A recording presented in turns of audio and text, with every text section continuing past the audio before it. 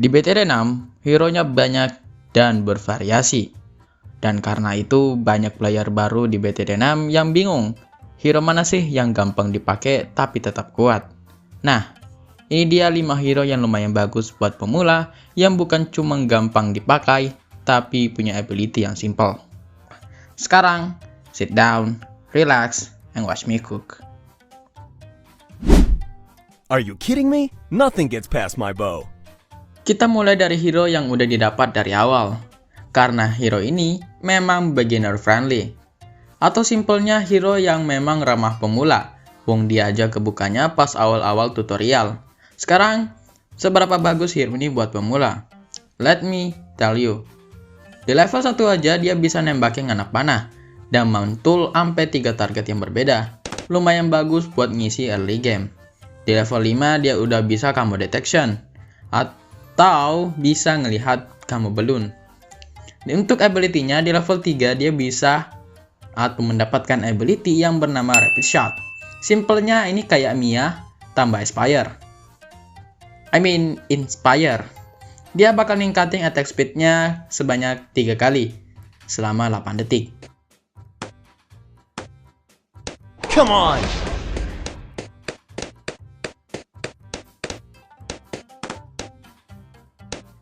Di level 10 dia bakal mendapatkan ability keduanya, Storm of Arrow, di mana ability ini bakal memunculkan hujan anak panah di area tertentu selama 3 detik. Dan ability ini memiliki damage 2 kali lipat lebih gede kalau kena ke Moab. You can all have some. Kelebihan dari hero ini adalah sangat bagus di early game. Karena selain harganya murah, hero ini juga lumayan bagus untuk carry early game dengan ability Rapid Shot-nya. Dan untuk kekurangannya, hero ini jelek low late game. Damage-nya B aja, lawan Moab dengan HP tinggi seperti BFB, ZOMG, dan lain-lain. The spirits of the forest awaken. Suka pakai druid? Well, ada satu hero yang bukan hanya cocok buat pemula, tapi juga ngasih buff ke druid. Dialah Obin Greenfoot. Basic attack dari hero ini lumayan unik, yaitu semacam jiwa seekor serigala, hantu serigala, ya pokoknya semacam itu. Dan bukan hanya nyerang, tapi bakal ngikutin balon yang bakal diserang, atau istilah kerennya homing projectile. Bukan hanya itu, di level 2 druid yang ada di jangkauan si Obin bakal kena buff tambah 1 pierce. Untuk ability-nya di level 3 dia membuka ability Brambles yang bakal ngesummon semacam semak berduri itu di jalur tertentu dan bakal ngehancurin total 50 balon serta bertahan sampai beberapa ronde kalau gak dihancurkan. Di ronde 10 Obin akan mendapatkan Wall of Trees yang simpelnya ini kayak upgradean Balloon Strap dan XXXL ya kayak gitu di Engineer Monkey, dimana Obin akan summon kayak semacam pepohonan gitu di jalur yang udah ditentuin. Dan setiap balon yang lewat, termasuk Moab, akan langsung hancur. Dan kalau pepohonan ini dalam tanda kutip penuh, dia bakal hancur dan ninggalin banana yang ngasilin duit. Kelebihan dari hero ini adalah bisa jadi support. Bagus buat early game, sampai mid game, dan tentu saja lumayan buat ngasilin duit. Namun kekurangannya tentu saja adalah gak bisa ngancurin balon lead atau frozen balloon. Doesn't get hotter than this. Oke, sekarang kita lanjut ke hero yang panas ini.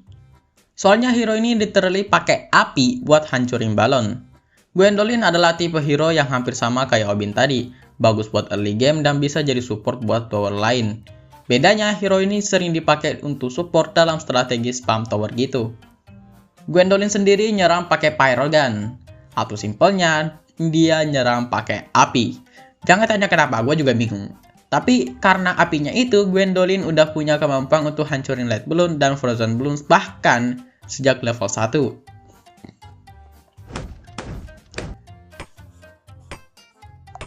Di level 5 dia bakal ngasih tambahan 10% attack speed dan jangkauan serang kepada 400 Tech Shooter, 003 Mortar Monkey, dan 030 Wizard Monkey. Dan jika kalian lihat, ketiga tower ini memang mengandalkan serangan api.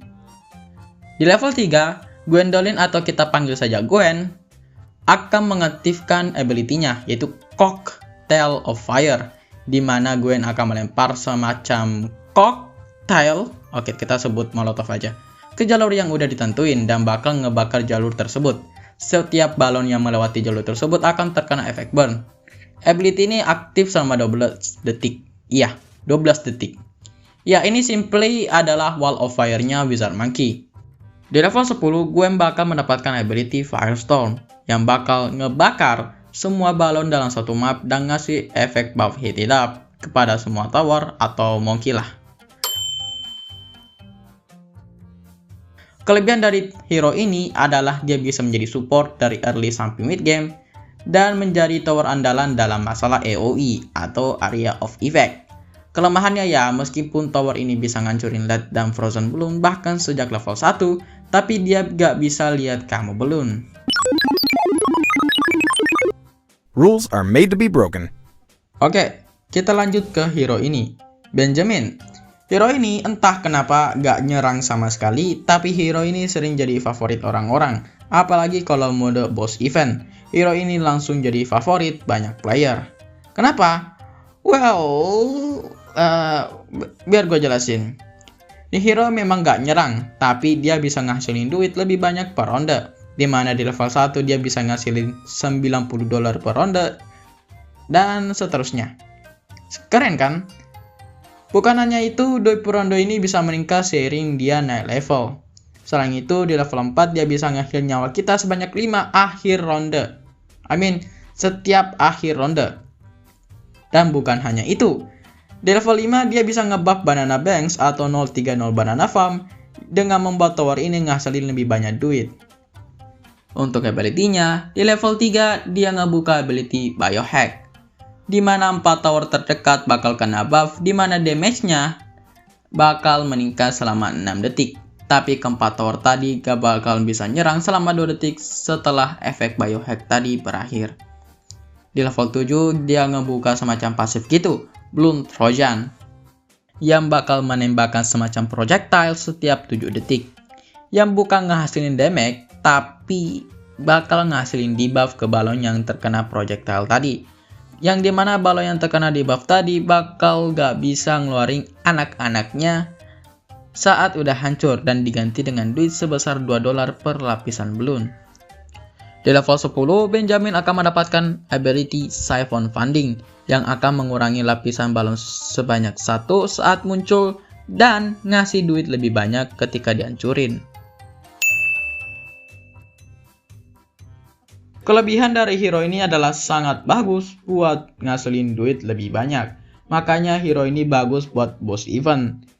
Kekurangan dari hero ini adalah dia gak bisa nyerang, cuma ngelempar virus yang ngasih debuff doang. Itu pun debuffnya bisa bikin rugi menurut para sepuh BTD6. Soalnya bakal ngurangin duit yang didapat dari balon yang terkena debuff tadi dengan tidak ngeluarin balon anak-anaknya. Padahal lebih banyak balon lebih nguntungin. Sebenarnya gue mau jelasin ini lebih lanjut, cuma bakal ribet. My blades are legendary. Di antara semua hero tadi, hero ini yang paling gue saranin. Serangannya kayak blender, bisa lihat kamu sejak level 1, dan bisa ngancurin LED balloon sejak pakai ability pertamanya dan di level 13. Meskipun jangkauan serangannya kecil, tapi hero ini adalah simply overpower. Hero yang simple, tapi sangat overpower. Cocok bagi kalian yang ingin mengimpo Pobble, alternate balloon rounds, bahkan champs. Ya, bagus juga sih buat boss event, cuman ya nggak se-efektif Benjamin. Di level 3, Soda akan mendapatkan ability-nya, yaitu Leaping Sword, di mana Soda akan menancapkan kedua pedangnya di jalur balon sesuai dengan prioritas targetnya. Dan balon yang melewati kedua pedang yang ditancapin ini, balonnya akan hancur, termasuk LED dan Frozen Balloon. Di level 10, Soda akan mendapatkan ability Sword Charge, yang dimana dia akan pergi dari ujung jalur balon ke tempat awal balon spawn, sambil ngancurin balon-balon selama Soda masih ada di jalur balon tersebut. Ya, kalian bisa lihat video berikut kalau kalian bingung. karena gue juga bingung.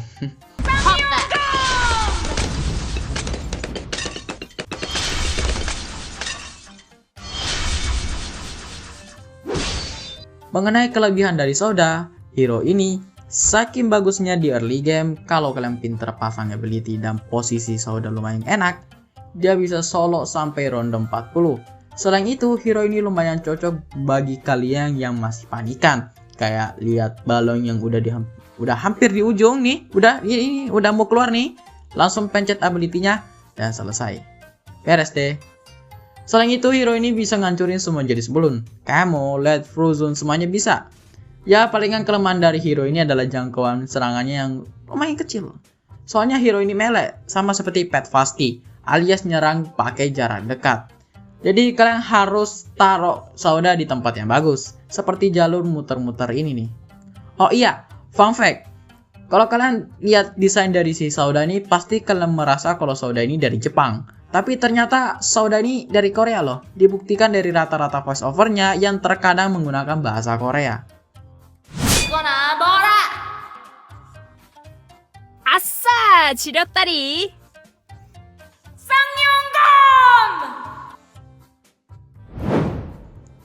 Dan itu aja untuk 5 rekomendasi hero BTD6 yang cocok buat pemula. That's it and shows.